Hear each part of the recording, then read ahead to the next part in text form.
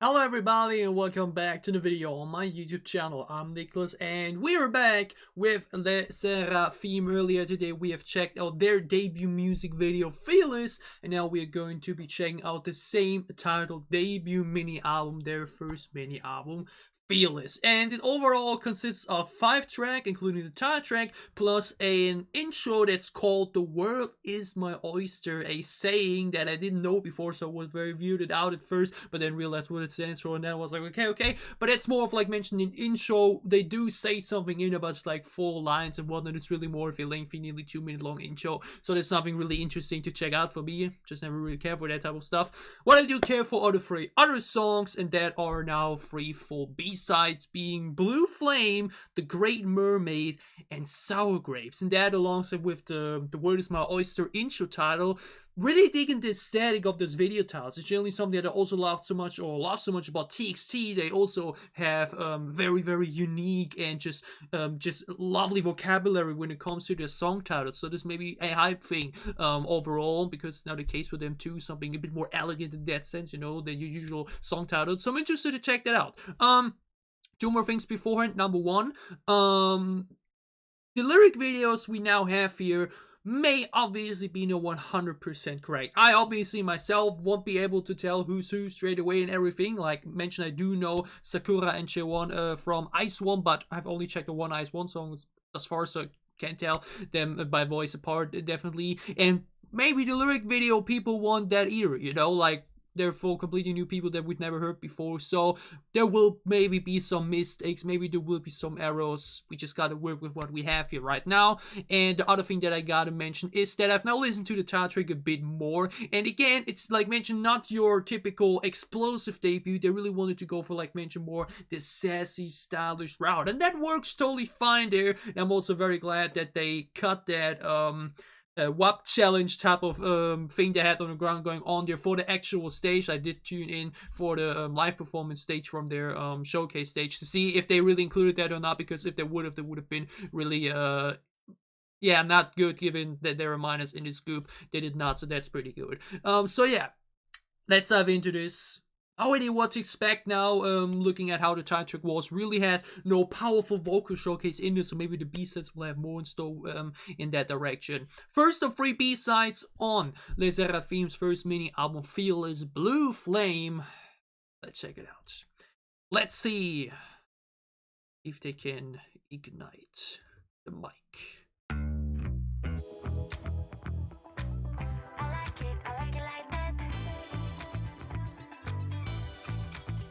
This time we got an intro, digging that. Yunjin has a great voice. I think she really stood out in the V for me.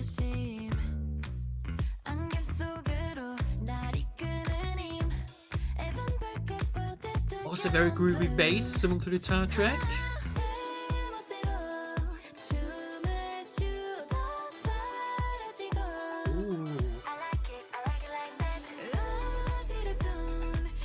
Ooh, I'm digging this pre-chorus again. Pre-chorus was the highlight of the entire track for me, so...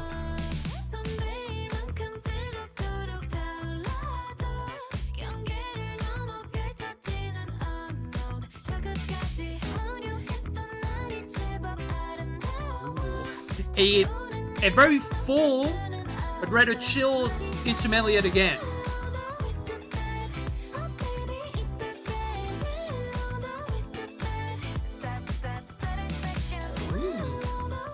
The second half though, building the melody in that Willow with the Bay. Alright.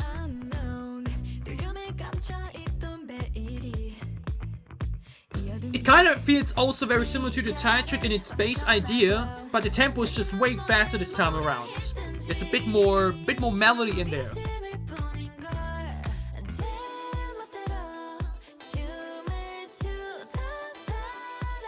This pre-chorus again, the pre-chorus. The way we enter the vocals there and have these slow, elegant vocal tracks is so good. Again though, the chorus isn't really a spike moment in the song. It remains in the same wave.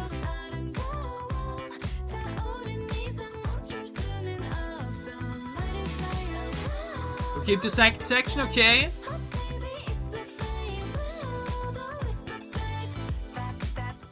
Catchy though. Very catchy second section.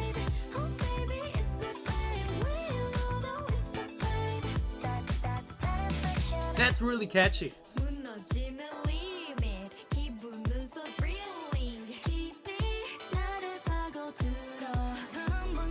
It's synth in the background though.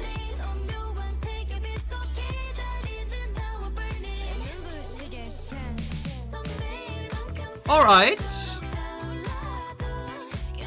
Generally, the entire tempo and bass of this is like very moving. You see me just basically moving myself non-stop. It just has a really good groove in it.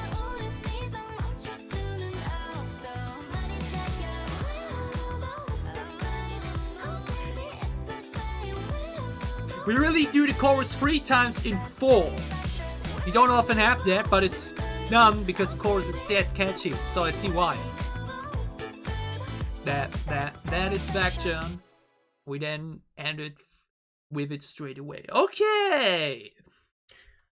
So, Les SSERAFIM's Blue Flame. Alright, so, first impression is that it, like mentioned, definitely carries over a similar vibe to the title track, but in more playful and bright than the title track. The title track, like mentioned, was very sassy and very stylish, like a talk down on you type of attitude and delivery. This also is more groovy and just generally more chill, but has a much different delivery, you know. This time really just more into the melodic vocal focus than for the title track. What's also once again very noticeable here, even more so than the title track, because in the title track, where like mentioned this a little bit louder pre-chorus, we did go a bit higher in the volume for the vocals.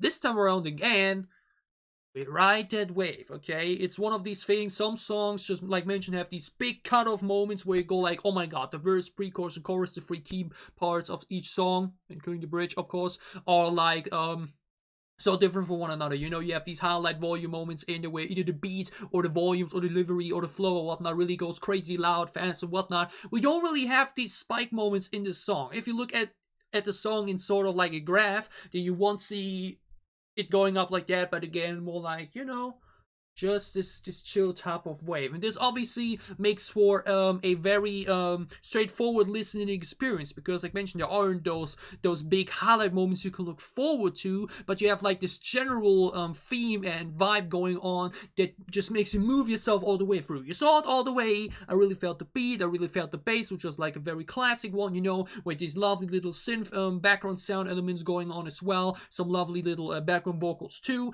and generally, like mentioned, a more melodic sound picture than we had for the title track. So due to it having these features and these elements, it still made for such a very cohesive and enjoyable listen, even though, like mentioned, it's really more of a straight line instead of, you know, like highlight filled type of song. Again, we have a very full chorus that just has a very full good melody to it, and then the second section, the fully English one, the oh willow whisper babe, na na na na na na willow the whisper babe, that is faction.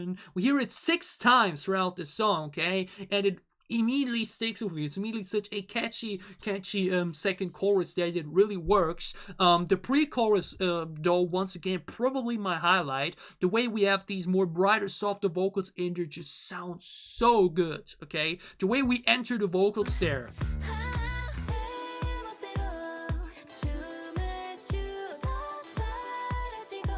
You know what I mean? The way we start with these songs, like usually you end a line on a slightly dragged vocal, here we kick off with it. Na na na na da da da da da da da da na na na na da da da da da da. You know, usually you have like da da da da da da da da da da, and here we go the exact opposite. Really makes for such a very standout pre-chorus melody straight away. That really shines in this song, in my opinion. Vocally, Yunjin's voice, I really like her delivery. She, like mentioned, she really has generally that sass in there, I'd say. But other than that, the vocals also just sounded good all the way through, you know. Once again, not really a strong vocal showcase, you know. Like, I do not know the positions yet, so after the first 2 songs, I can't really tell straight away, okay, she is main vocalist and sub vocalist, lead vocalist, because we didn't really have a big boom highlight moment yet to really showcase that. So Blue Flame is a very cohesive, very straightforward, very linear song that may lack big highlight moments, you know, like a really big switch from bridge to pre-chorus or whatnot, blah blah blah, but still is such a very lovely rhythm, lovely catchy chorus, an amazing pre-chorus, and just generally is a very good listen. You know, that's the thing. From bottom to start, or from start to finish, just enjoyable. Okay, we got a good intro. Maybe could have added a little 5-second outro instead of like ending it directly with the second chorus off, but it's nitpicking. So yeah, Blue Flame is a very solid B-side, very enjoyable. But I do, like mentioned, want to see a bit more energy, like a bit more boom, a bit more, you know, explosiveness, especially in the vocals. So let's see if the second B-side can provide that, which is The Great Mermaid. What is, like, the title gives you so many pictures into your mind, but like just pictures in general, but not like a sound. So let's see what sound they go for with this song, Great Mermaid. Let's dive into it.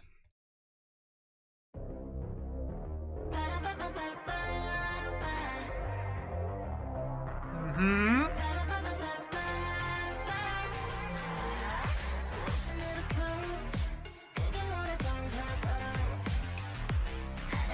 this is gritty bass.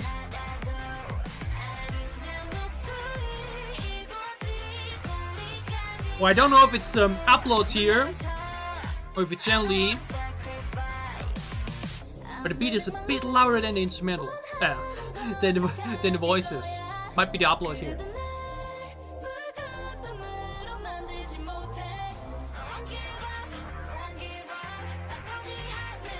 Ooh. That was an interesting filter. Whoa! Oh, is that... Are we doing fairy tale references? Like the Golden Prince and Mermaid and stuff like that?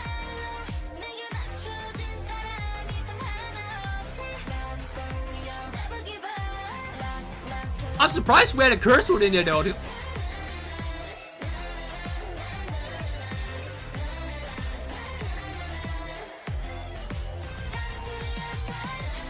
Oh, okay. We have another second half. And it's again a very catchy, straightforward one. Ooh!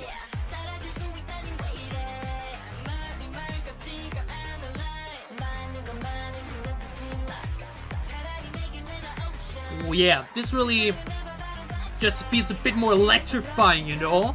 The other two songs are a bit more chill. This now has a bit more punch. But that's what I mean. This time we really have a difference in the sound pictures for the key moments of the song. We go from energetic to lower again, and then build up again for the chorus.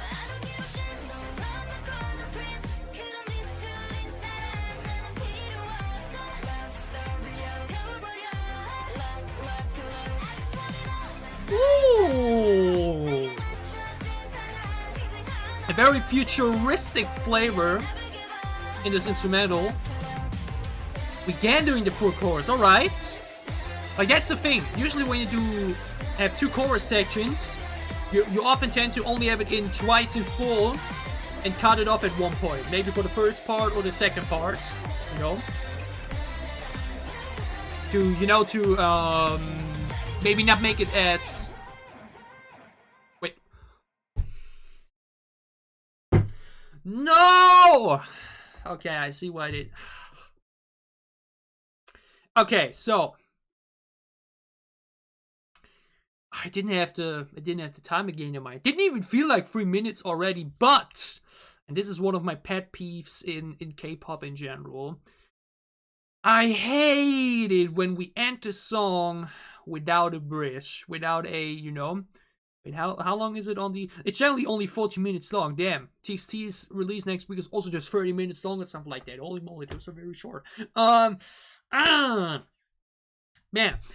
that's the thing. I talked earlier about key moments in the song, and obviously verses are always there, you know, verses are always part of a song, so actually the mistake there. The three key moments in a song are pre-chorus, chorus, and bridge. That's usually what most people care for. That's usually what most people are here for. Like when you think of any song out there, you will have highlight moments in the verses. It's generally where like put these highlight verses, or like put these little highlights. That's what, like mentioned, these very straightforward songs like the first two we had now on this album may lack in that sense, because we have songs where we obviously have the very catchy melodic chorus or pre-chorus, blah blah blah, but these little highlight moments, like highlight verses, lines, flows, rhymes, or whatever, usually locate those in the verses, you know. So verses are just as important as those other three things, but usually the pre-chorus, chorus, and bridge are the three key factors that make a song, or that can make a song for somebody. There are bridges out that send you into heaven because they're that good and just make you excited to re-listen to the song over and over. Or there's a pre-chorus that is so good that makes you so excited every single time you listen to this. It makes the drop feel so much more satisfying every time. Or the chorus is just that good where you're like, you can listen to the song all day because the chorus, which is usually the main part of the song, is just that good, you know. And when we then decide to completely cut out one of these key factors, and also therefore then basically take away the opportunity to hear the chorus again, then it's always a bit like, for me, you know, because a strong bridge that then culminates into the satisfying finale, into this big climax of the song, usually is what evaluates songs to the next level for me. That's something that also annoyed me with to go back to other hype artists, and Hyphen's Blessed Curse. The song is badass, the song is kicky, the song is cool and whatnot, but the lack of that bridge and third chorus always shows for me, you know. It's a good, fun, short listen, but it could feel like a even more satisfying release if you really go ahead and add that bridge and add that final chorus, because that is definitely the case for me. I love the sound picture that we're going on. There's, like mentioned, very futuristic vibe. We now this time around had way more tempo going on, and there was actually, like mentioned, these little differences, or like the differences in the sound cuts of the summer around, where you can actually say, hey, the verses, pre-chorus, and chorus sounds are all different to one another, you know. The verses more similar to the chorus than to the pre-chorus, but like the way we have the energy, the tempo in the verses, then lower again and chill more for a moment in the pre-chorus, and then build things up again, then boom, go back into that chorus, was excellent. That was really enjoyable. And again, we had once again attitude in there, like for like here, what did they say? I don't give a shit or something like that.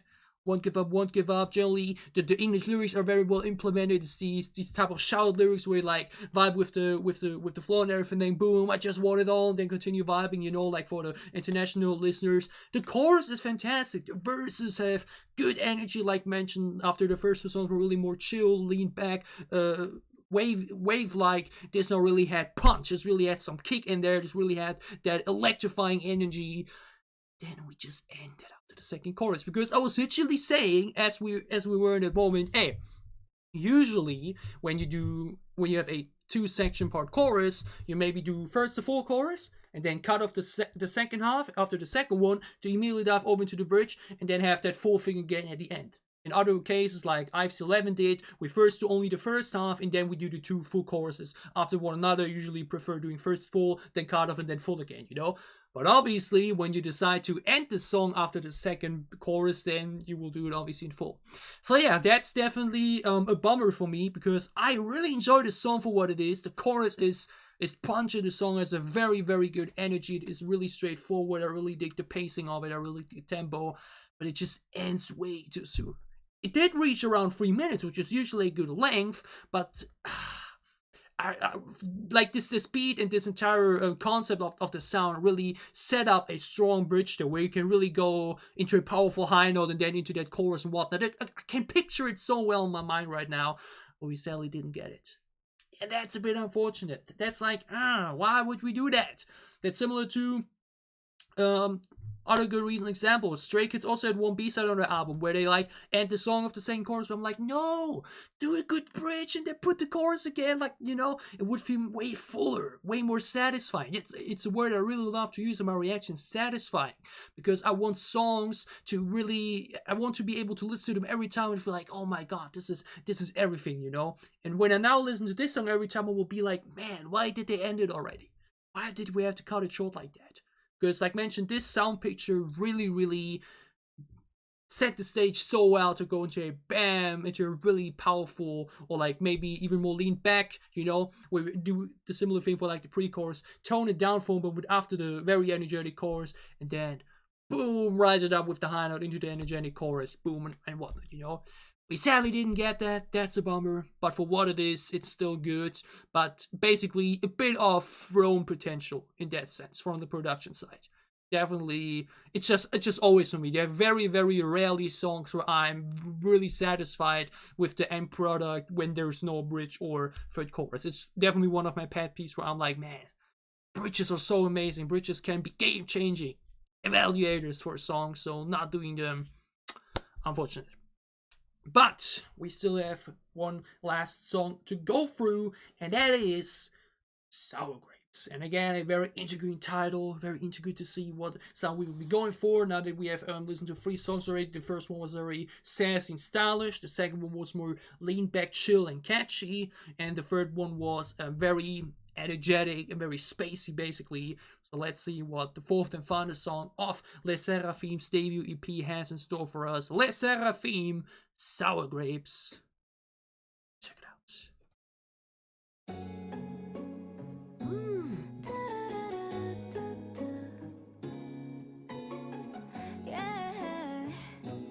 Lovely intro. Guess what I also didn't really like too much about the title track that we went into it straight away. Oh, okay. I see you. They didn't even bother to try who's who. It's just the lyrics. Okay, I didn't know that beforehand, but that's fine.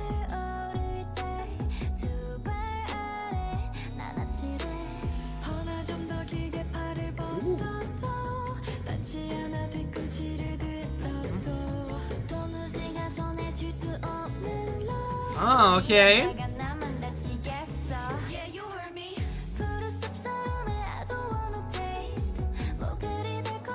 Ooh.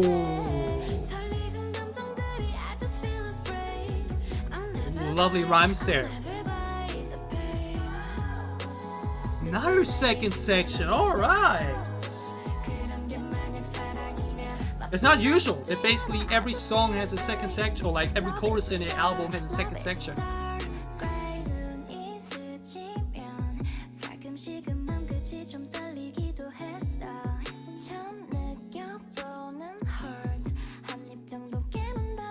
Very, this beat. It really leaves more room for the voices, at least in the first part of the verse.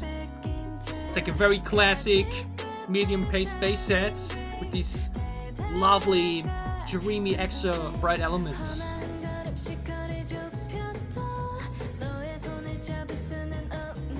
Again though, we again do such a soft transition though again. Like the tempo switches drastically from the pre-chorus to the verse, to the chorus, but the sound basically remains the same again.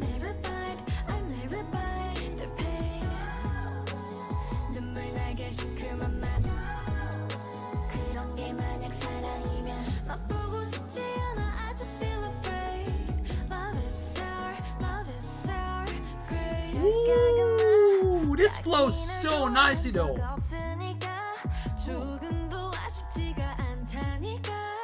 Oh, we basically do a third verse instead of a bridge, okay?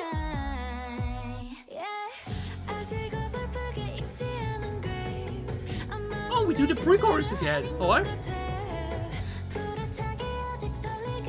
It's a similar melody at least. Why? Wait, what? Okay, wait, the ending confused me a bit there.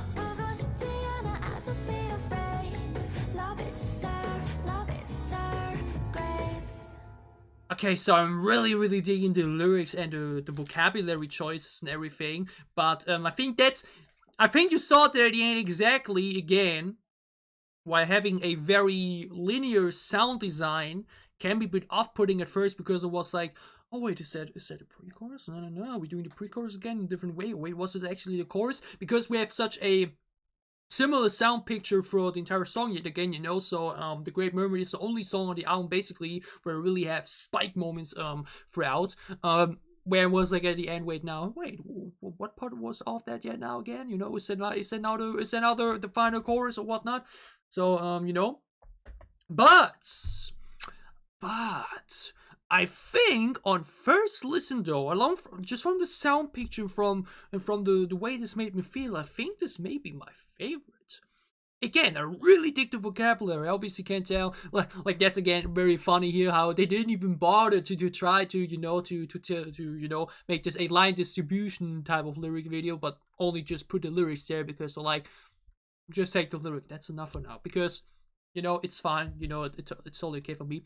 But the way we have a lengthy intro to set the mood with some lovely little vocals sprinkled in there, and then the entire beat, it kind of has a like mentioned medium-paced hip-hop bass set, but the remaining sound elements, the little that there are, generally we really leave more room for the voices this time around in sense of the volume. Those are very dreamy, very lovely, very bright, and really give off this fitting for the sour grapes and fairy tale theme kind of we have going on for the titles, at least in some way. Just really gives an extremely elegant feeling to it, I think Ice One was generally very known for the elegant sound, so maybe Sakura and Chewon just really fit in there straight away like that. This song just really had an insanely lovely overall feeling to it, and again, the lyric and vocabulary in this was really, really awesome, like the comparing love to sour grapes, and it's sour, not really ripe yet. That's pretty cool and really gives you, like, that's something you can think about. That's a cool metaphor, Again though, their pre-choruses, I think that's definitely their strongest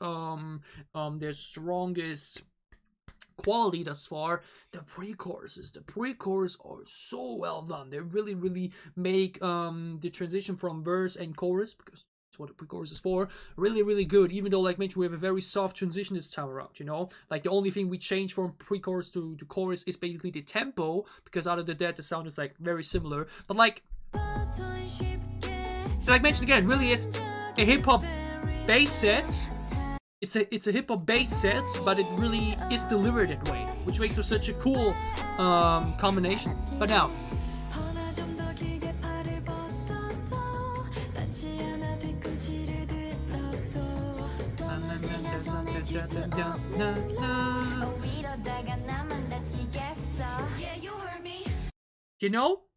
we again, similar to, I think it was Blue Flame, instead of what we usually hear, or what most of the time happens, is where we do the long track vocal at the end, because that's where usually the rhyme is and whatnot.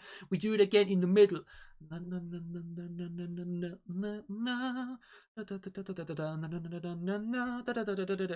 Yeah, you'll hear me, boom. That's such a great integrating melody and just a fantastic section. And again, while the sound transition is soft, we at least have a very strong lyric to signalize the transition. Yeah, you'll hurt me, boom. What it takes.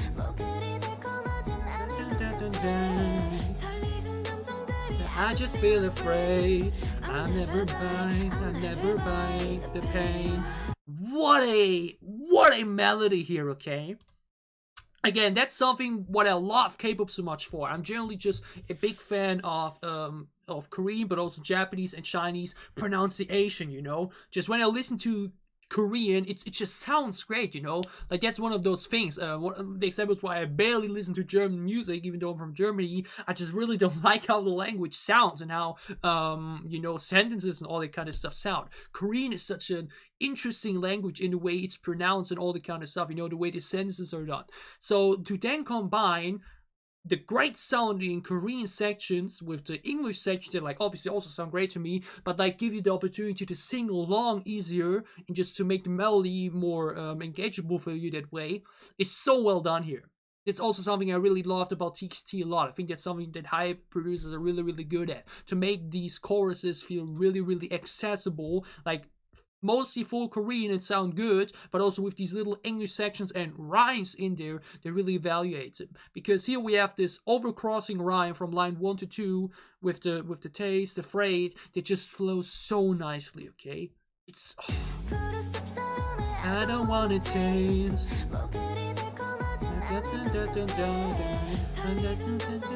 I just feel afraid. The way we continue to ride, you know, from English to Korean to then English again. I don't wanna taste. I just feel afraid. I never bite. I never bite the pain. Stuff like that. Lovely. And then again, a second section. I think outside of the title track, where we had more of an interlude after the chorus, we full 2 sections all the way through for all B-sides. That's cool. That really mentioned really makes the listens more full. Oh wow.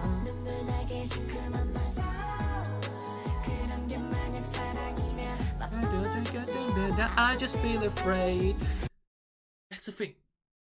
We have the main melody going on. Then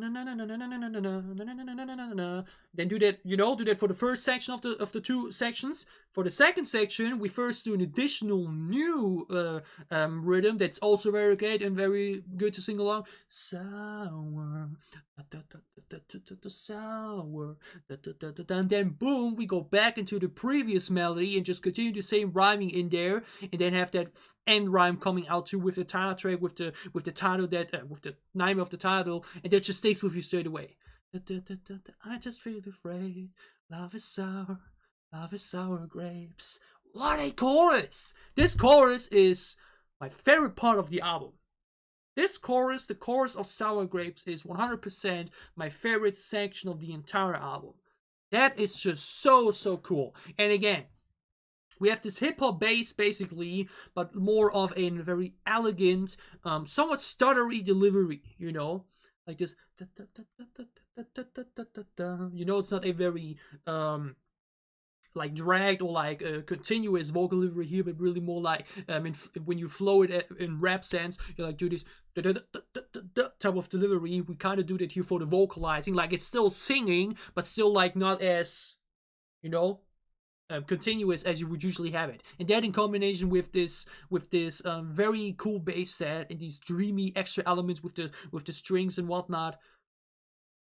What a song! This song is awesome. Even though, like mentioned, we again have a very and continuous sound design where we, like mentioned again, don't really have a big spike moment. We do have a third chorus this time around, which I'm really grateful for, because the chorus is just good to only do it twice here.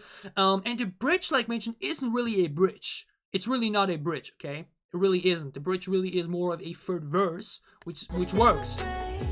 Love is sour, grapes. It just totally sounds like the verse, you know?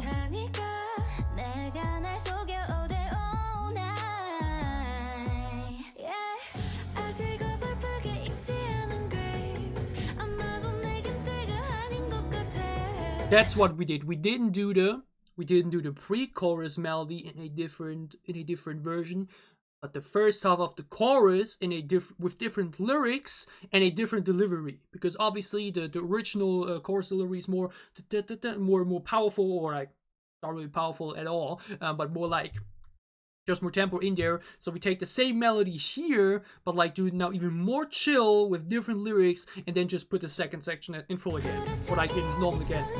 Hey, I'm feeling scared, yeah, wow. Actually, this also sounds a bit more tamer.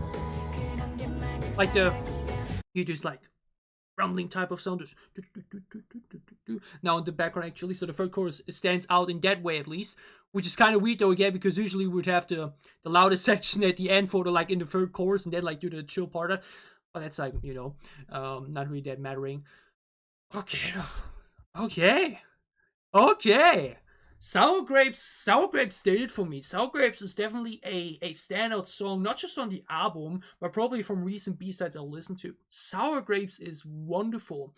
And even though it's definitely a song that I feel like isn't really a trademark feeling, you know, where I'm like, oh my god, I can only imagine them doing that. Like, I can totally picture other groups delivering this song in a great way as well. But the way they did deliver it was awesome. They sounded great. They sounded lovely. Their voices harmonized really well with the instrumental. And again, even though it's really more of a linear wave type of song instead of, you know, I told you about the graph metaphor basically already. it just flows so nicely. It just goes so smooth onto the ears. It's so comfortable to listen to, with such an engageable, lovely pre-chorus and chorus. This song is definitely my favorite of the album, with the chorus definitely being my highlight section of the album. Okay, so that makes it 4 out of 4. That makes it the final B-side of Les Seraphim's debut mini album, Fearless. And I really gotta say, for now, I can definitely say that the album does a good job in the sense of just general song production, you know? Like the title track again. Like, I think the title track, if it was a B-side, would have been totally okay, but I feel like for the big debut release and music video and everything, I felt it was a bit too tame. I think that's a good way to describe it. Like I mentioned, like the sassy, confident energy of it, but just didn't really feel like your typical title track, or at least the type of title track you'd expect for a debut. Like it would have been, like mentioned, if you wouldn't really thought about it if it was a B-side, but because it was a title track and that title, or like that just has a lot of weight to carry, basically, it kind of was more tamer due to that. Still a good song though. And then all the other B-sides, Blue Flame and Sour Grapes, like mentioned, also continued a similar route with the very linear wave type of style, while then The Great Mermaid really went a bit more out in the tempo and energy, and with the highlight moments in the song. But all in all, the one thing that I definitely want to see more being done in the first comic is individual showcase. I think that's the only thing I would point out of this release, is that when I now, after this thing is over, the only like member that I can think of where I'm like, oh wow, she really stood out, especially for me, would be Yunjin, but especially due to the delivery of her one line in the title track. Other than that, there weren't like really big highlight sections for any of the members. Like I mentioned, I can still right now, after now listening to 4 of their songs, I could not tell you right now who the main vocalist is, or who's like the main rapper. I think is Kazuha. I think she had the most flow versions and everything, but like we didn't really have these showcase moments where you go like, oh wow, that high note, or like, wow, that powerful note there. Yeah, she's the main vocalist, you know? Like we only saw in the title track music video, couldn't really tell you who's the main dancer, you know? I think the only one that I could think is the main rapper is Kazuha. That's the only position I could guess straight away. And I do remember the TXT doesn't have those things either, but I think they do have positions, or do they not? I'm not sure, but that's the only thing I would criticize. That's for the release itself, or the EP itself. You really didn't have these highlight showcases for the members to tell the audience, to tell the people, oh wow, that's Sakura, or like, okay, most of y'all know the two really well from Is One already, but like, that's Garam and that's Unche, you know, where we really have that. Like, when I now got out of this, I wouldn't be like, oh my god, that section from her especially, or like, oh, that vocal from her especially, or that flow from her especially. That didn't happen. That's probably also maybe due to the more linear sounds, because 3 of the 4 songs are very linear in the sound design. Because when you don't have these different moments, and you can't really associate these different sections of each song with a different member outside of how their voices sound. But for now, I obviously can't tell by voice who's who, you know, because I haven't listened to them long enough yet. That's the only criticism I would make. That's something that I definitely want to do, want to see them do better in the first comeback. At least, like, that's not on them, that's on the producer side. Showcase the members better, and that, like mentioned, probably would come over making the songs a bit more highlight filled, in the sense of more different sections, rather than just, you know, going for basically the same sound design all the way through, and just changing things a little bit with the tempo. That would be my only criticism point. Other than that, title track, like mentioned, would have probably been better as a B-side, but still works well for what it is. It's still enjoyable that way. But like mentioned, I think many people were a bit like, would have expected something bigger and more explosive for the big first title track. The B-side, Sour Grapes, really is a standout for me. I really loved that. I really enjoyed what they did there with that. The Great Mermaid definitely suffers, or what means suffers, but like on first listen, I would definitely say needs that bridge and third chorus. I think that's definitely a mistake to end it so short, basically. That's something I would have definitely changed there. And Blue Flame, very catchy chorus, very catchy energy as well. So all in all, I'm digging what I got, but I think there could be more. I think there's definitely, basically, on first release, I wouldn't say they've like blown my mind, but I know they haven't reached the ceiling yet, you know. They've entered the building, but they aren't at the top of it yet, you know? I feel like there's definitely much more room. There's a lot of potential that can yet be utilized to really highlight each of the girls, to really go all out, you know? It's basically, I mean, I'm glad that we got a mini album, you know? Usually you see single album debuts at this point, you know? So I'm still glad that we got 4 songs overall instead of just 1 or 2. But I enjoyed it for what it is. There are some highlights like mentioned in there, and just it's enjoyable to listen to. But I've yet to have that click moment where I go, oh my god, that's like, you know, oh my god, one of the best groups at the moment. That's that factor that I'm yet missing, basically, you know. That's what I definitely want to see more of in the first comeback. That's something I didn't have for aespa either, actually, nor what I had for for weekly or anything when I like look at other recent girl group debuts. For the first comeback, I really want that boom moment where I really go, wow, SSERAFIM, one of my favorite rookies at the moment. That type of feeling. For now, I enjoyed what we got, but it's definitely more potential to be utilized. And with that, way too long, 41 minutes for 3 songs. What am I doing? I definitely went a bit too much into talking here, I'd say. But yeah, that's it with my reaction plus review to the debut mini album of HYBE's newest girl group, SSERAFIM. Did you enjoy my reaction plus review? Glad to like and below to show me that you did. What are your thoughts on their first mini album? Which B-side is your favorite? What part is your favorite of the album? Tell me all thoughts about it down below in the comments as well. And as always, if you enjoy what I'm doing, if you want to support me, then you can gladly leave a sub as well, or a spoken Patreon. It would help me a lot. I feel that my voice is going out. But yeah, I think that we'll be doing Studio Chom. We probably be doing that at the end of the month usually. That's where I then combine all the releases from the month for like all the Studio Chom releases from the month and do them together. And other than that, we gotta wait when the first comic comes around. I'll really be looking forward to that. Like mentioned, I was mostly hyped for the debut because of the hype it got in general. But I like mentioned, I had no connection to the girls yet whatsoever. Now that I've listened to the debut EP, I'm like, hey, this is enjoyable. But I feel like we can get more out of them. You know, we can get more out of the girls. Like mentioned, 2 of them are still minors and everything, so they have so much time with such a long future ahead with all of them together. So this is just the appetizer, basically. I think this is the best way to describe this mini album. It's an appetizer. We will be getting the full meal and dessert down the road. Like, I'm sure of that. I'm sure that they have the ability and the talent in it to really make a mind-blowing release where I like end up being, you know, jaw-dropped and everything. We just gotta get there yet. For now, this is very solid nonetheless. I really enjoyed it. So yeah, whatever content you may be interested in, for whatever content you may want you in for, I'll see you again soon on this channel. Stay safe, have and happy, have a great time, have a great remaining week, and see you again soon with more SSERAFIM or K-pop reactions. Thank you so much for watching.